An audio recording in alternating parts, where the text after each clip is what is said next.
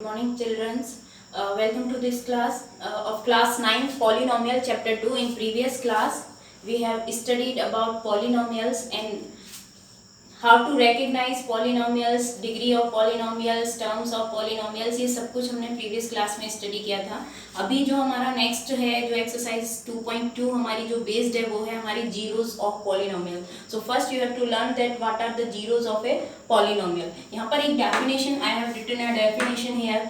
Value of variable at which value of polynomial becomes zero is called zero of the polynomial. In previous class आपको सिर्फ polynomials मैंने बताया था, but ये नहीं बताया था कि how to denote polynomial. Suppose मैंने यहाँ को पॉलिनोमियल के लिए p यूज किया है, p, एंड यहाँ पर in bracket there is a x, और ये x यहाँ हमें बता रहा है कि ये पॉलिनोमियल में किस वेरिएबल का यूज हुआ है. I have written here x square plus 2x plus 1. In this x is the variable which is using here in this polynomial. ये जो x है ये वेरिएबल है, और इसी को हम रिप्रेजेंट करेंगे कैसे, p of x. तो जो हम पॉलिनोमियल को बुलाते हैं that means p of x is equal to x square plus 2x plus 1. अगर हमारा y वेरिएबल का पॉलिनोमियल होता तो हम लिख सकते थे py is equal to y square plus y plus 1. This one is also a polynomial, but in the variable used here is y. तो सिमिलरली हमने यहाँ पे जो पॉलिनोमियल को रिप्रेजेंट किया है वो px is equal to x square plus 2x plus 1. Now zeros of polynomial की जब हम बात करते हैं तो हमें इस पे ध्यान देना होगा कि जो वेरिएबल यहाँ पर यूज हो रहा है हमें उस पे फोकस करना है. It means here the definition of zeros of polynomial is value of variable at which value of polynomial becomes zero is called zero of the polynomial. In this case हमारे पास polynomial था x square plus 2x plus 1. यहाँ पर ये जो x है, इसमें इस polynomial में मैं x की जगह पर ऐसा क्या पुट करूं कि ये जो पूरा पॉलिनोमियल है इस पूरे की वैल्यू कितनी हो जाए, जीरो हो जाए. इस केस में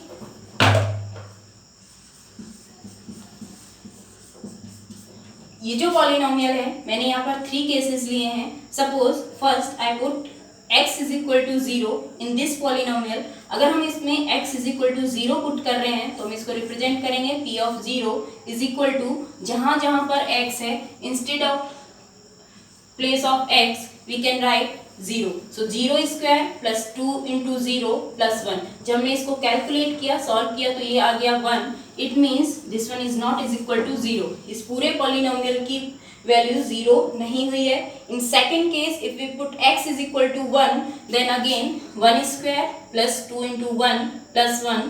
then after solving this polynomial we will get 1 plus 2 plus 1 that means 4.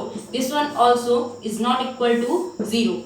In third case अगर हम यहाँ पर x is equal to minus 1 put करते हैं then p of minus 1 is equal to जहाँ जहाँ x है हमने इन सब में minus 1 पुट किया. It means minus 1 square plus 2 into minus 1 plus 1. When we solve it we will get 1 minus 2 plus 1, 2 minus 2 that is 0. It means यहाँ पर हमें ध्यान देना है ये पूरे पॉलिनोमियल की वैल्यू क्या हो गई है, 0 हो गई है. कब, जब हमने x is equal to minus 1 put किया तो ये वैल्यू हमारे पास आ गई 0. इट मीन्स जो हमारा px था वो बन गया 0. तो यहाँ पर हम कह सकते हैं x is equal to minus 1 is the 0 of this polynomial. तो फोकस आपको इसी लाइन पर करना है कि value of variable at which value of polynomial becomes 0. तो जीरोस ऑफ पॉलिनोमियल में क्या आएगा, वैल्यू ऑफ वेरिएबल. किसी वेरिएबल की ऐसी वैल्यू जिसको उस पॉलिनोमियल में पुट करने पर पूरा पॉलिनोमियल क्या हो जाए, 0 हो जाए. We called zero of a polynomial. Now the next is zero of a constant polynomial. In previous class you know that what is constant polynomial. मैंने लिखा px is equal to 5.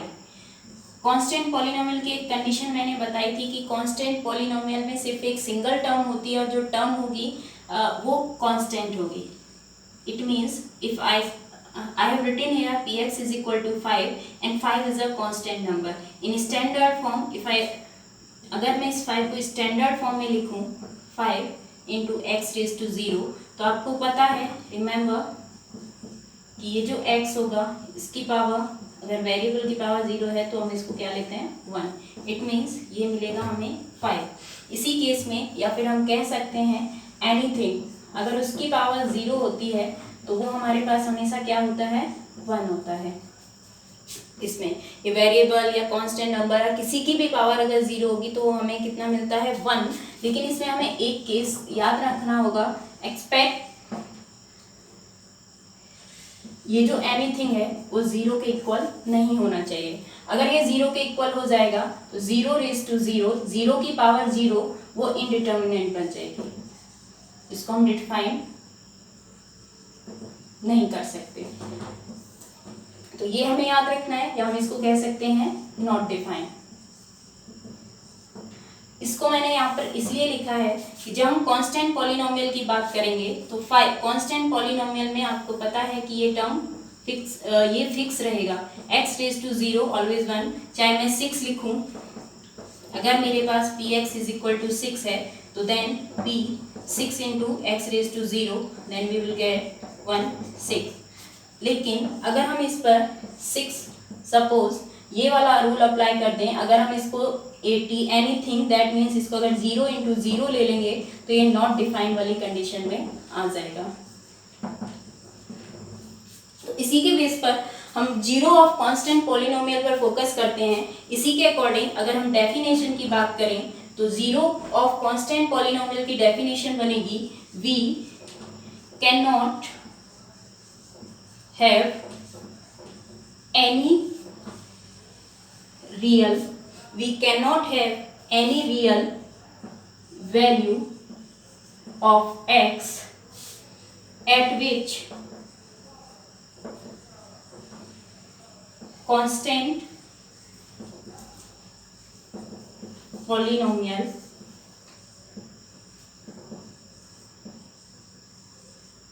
will become 0। इस case में मैंने लिखा है, it means यहाँ पर दिखा दिया गया कि ऐसा क्यों है, इसीलिए we can not have any real value of x at which constant polynomial will become 0। इसका मतलब कांस्टेंट पॉलिनोमियल के केस में x की ऐसी कोई भी वैल्यू नहीं है जिसको रखने पर कांस्टेंट पॉलिनोमियल 0 हो जाए। सो दिस इज, आप इसको नोट भी कर सकते हैं और इसको भी नोट कर सकते हैं। Now next is zeros of zero polynomial. अभी इससे पहले हमने बताया जीरो ऑफ कांस्टेंट पॉलिनोमियल कि कैसे कोई भी ऐसे x की किसी वेरिएबल की कोई भी ऐसी वैल्यू नहीं हो सकती कांस्टेंट पॉलिनोमियल में जो किसी कांस्टेंट पॉलिनोमियल को 0 कर दे। But in zeros of zero polynomial, in this case अगर हम बात करें, आपको पता है zero polynomial means single term and which one is 0। एक सिंगल टर्म होती है जो अपने आप में ही एक कांस्टेंट पॉलिनोमियल, जिसमें जो सिंगल टर्म है वो पहले ही 0 है, तो उसी को हम बोलते हैं जीरो पॉलिनोमियल। बिकॉज हमने लास्ट क्लास में ये किया था कि अगर हम जीरो पॉलिनोमियल को ऐसे लिखते हैं 0 इंटू एक्स रेज टू 1 या फिर 0 into x raise to 1, sorry x raise to 0, x raise to 1, 0 into x raise to 2, 0 into x raise to 3। जब भी हम इसमें देखेंगे, इसमें जो फिक्स है वो 0 है, दीज जीरोज आर फिक्स। और 0 की मल्टीप्लाई, अब अगर इसमें हम 1 रखें, यहाँ पर 1 रखें, यहाँ पर 1 एंड 1, देन आंसर ऑलवेज 0। ये जीरो पॉलिनोमियल की कंडीशन बताई गई थी। इसी को याद रखते हुए अगर हम जीरो पॉलिनोमियल में उसकी 0 फाइंड आउट करने की कोशिश करेंगे तो यहाँ पर if px is equal to 0 is a zero polynomial, और हमने लिखा है कि 0 into x raise to 0 is equal to 1, it means सबकी वैल्यू यहाँ पर 0 आती जा रही है। बट यहाँ पर इसमें, इस केस में इंपॉर्टेंट आपको यहाँ पर फोकस करना है, but if x is equal to 0 हम ले लेते हैं, अगर हम x की वैल्यू इसमें 0 पुट करेंगे, इट मीन्स यहाँ जितने भी x हैं इसमें अगर हम 0 पुट करते हैं तो फर्स्ट केस पे अगर हम जाएं 0 into x raise to 0, it means 0 into 0 की पावर 0। और ये अभी मैंने बताया था कि ये जब 0 की पावर 0 होती है वो इनडिटरमिनेट नॉट डिफाइंड का केस बन जाता है। तो इस केस में अगर ये नॉट डिफाइंड का केस है तो ये यहाँ पर हमारा इस कंडीशन को ये पूरे को नॉट डिफाइंड बना देगा। इट मीन्स अगर हम जीरो पॉलिनोमियल की डेफिनेशन की बात करें तो हम इसको लिख सकते हैं एनी रियल नंबर, सिर्फ जीरो को छोड़कर, इट मीन्स ये जीरो को छोड़कर हम कुछ भी इसमें ले सकते हैं। x की जगह पर 1 लें, 2 लें, 3 लें, सब में आंसर फाइनल जीरो आएगा। बट एक x इज इक्वल टू अगर जीरो लेते हैं तो वो नॉट डिफाइंड का केस बनता है। इन this case the definition will be any real number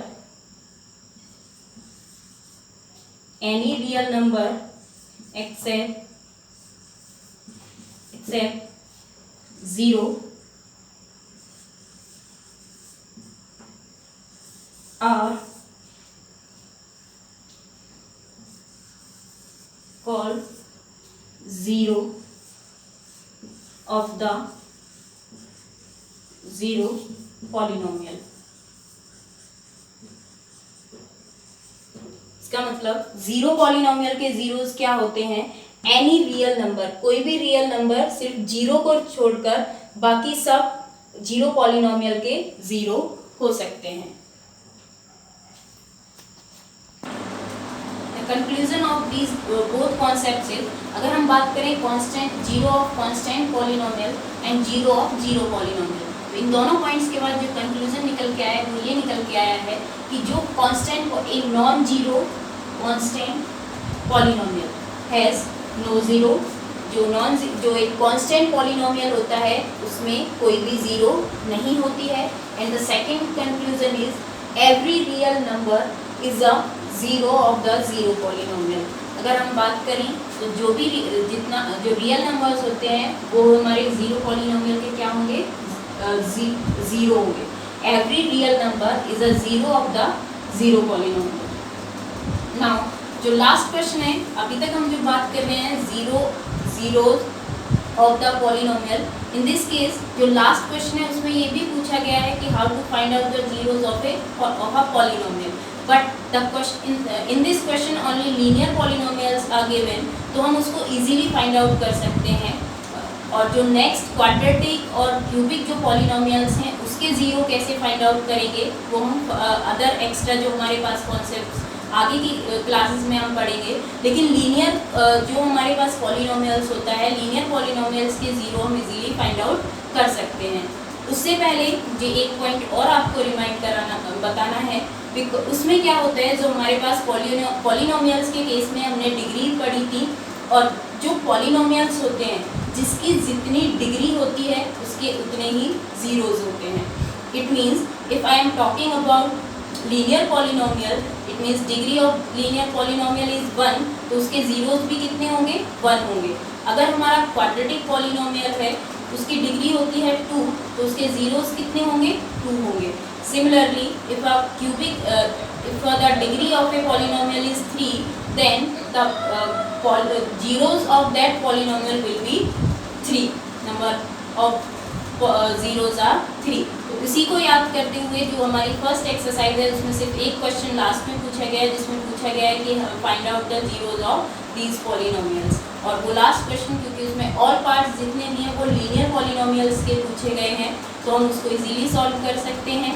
और बाकी के जो फैक्टराइज हम करेंगे या जीरोस फाइंड आउट करेंगे, क्वाड्रेटिक, क्यूबिक एंड एक्स्ट्रा जो भी हमारे पास पॉलिनोमियल्स हैं, वो हम फर्दर के जो कॉन्सेप्ट आगे की जो क्लासेस होंगे या आगे की जो एक्सरसाइज है उसमें सॉल्व करेंगे। तो फर्स्ट अभी हमें सिर्फ फोकस किस पे करना है? Exercise 2.2। Now we will go for the solve the questions of exercise 2.2। This is the first question of this exercise 2.2 and question 1 is find the value of the polynomial px is equal to this one at, हमें एक x is equal to 0 at x is equal to -1 at x is equal to 2। It means here the polynomial is given 5x minus 4x square plus 3। इस polynomial की हमें find करनी है values किस पर? एक at x is equal to 0, at x is equal to -1 and at x is equal to 2। इसको find out करने के लिए हमारे पास यहाँ पर हमें x इज इक्वल टू क्या है 0. It means in this polynomial जहां जहां x लिखा हुआ है उसमें हमें क्या रखना है 0. So p of 0 is equal to 5 into 0 minus 4 0 square plus 3 0 minus 0 plus 3. Then answer is 3.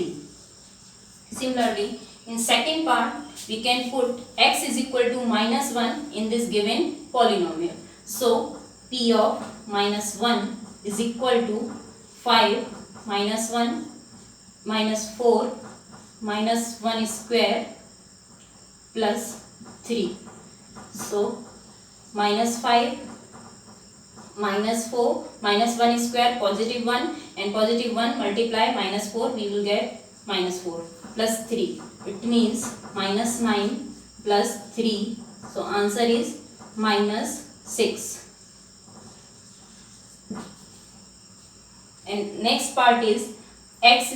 We have to find out the value of this polynomial at x is equal to 2. So p2 is equal to 5 into 2 minus 4 2 square plus 3. It means 5 to the 10 minus 4 2 to the 4 4 4 the 16 plus 3. यहाँ पर हम 30 minus 16 it means minus 3. And you remember the rule of BODMAS. BODMAS का rule आपको जब भी आप कोई calculation solve करते हैं इस तरीके से तो आपको BODMAS का रूल याद रखना है, जहाँ पर सबसे पहले आप ब्रैकेट ऑफ सॉल्व करते हैं, then division, multiplication, addition and subtraction. So this question is complete. This is the next question of this exercise. Find p of 0, p of 1 and p of 2 for each of the following polynomials. In this first part the variable used here is y and the given polynomial is p of y is equal to y square minus y plus 1. In this part हमें find out करना है किस को, p of 0, p of 1 and p of 2. In this case it means हमें p0 निकालना है. एक बार हमें x के प्लेस पर क्या रखना पड़ेगा 0 और एक बार हमें x के प्लेस पर रखना पड़ेगा 1 and then 2. So first we will calculate p of 0. This implies हम जहां जहां y है वहां पर क्या पुट करेंगे 0. So 0 square minus 0 plus 1. It means 0 minus 0 plus 1. Then p of 0, the value of p of 0 is 1. First answer.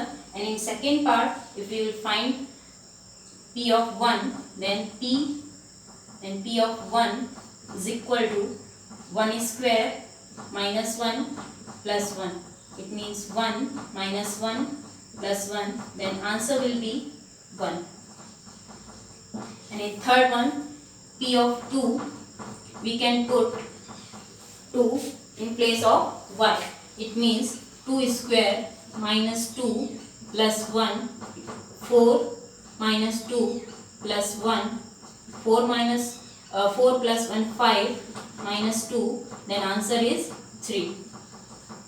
And in second part, this polynomial is written in terms of t, where the variable used here is t. This implies first we have to find out again p of 0. We can put 0 in place of t in this polynomial. So 2 plus 0 plus 2, 0 raised to 2 minus 0 cube. 2 plus 0 plus 0, क्योंकि हम 0 की अगर किसी में multiply करते हैं तो हमें मिलता है 0. That means 0. Then answer will be 2. Answer. And p of 1, now p of 1, so we can put 1 in place of 2, then t 2 plus 1 plus 2 into 1 square minus 1 cube. It means 2 plus 1 plus we get 2 minus 1. then answer will be 5 minus 1, it means 4. And in third part, p of 2, we can put 2 in place of t. So 2 plus 2 plus 2 into 2 square minus 2 cube. This implies 4 plus 2 to the 4 to the 8 minus 2 to the 4 to the again 8. So the answer will be 4.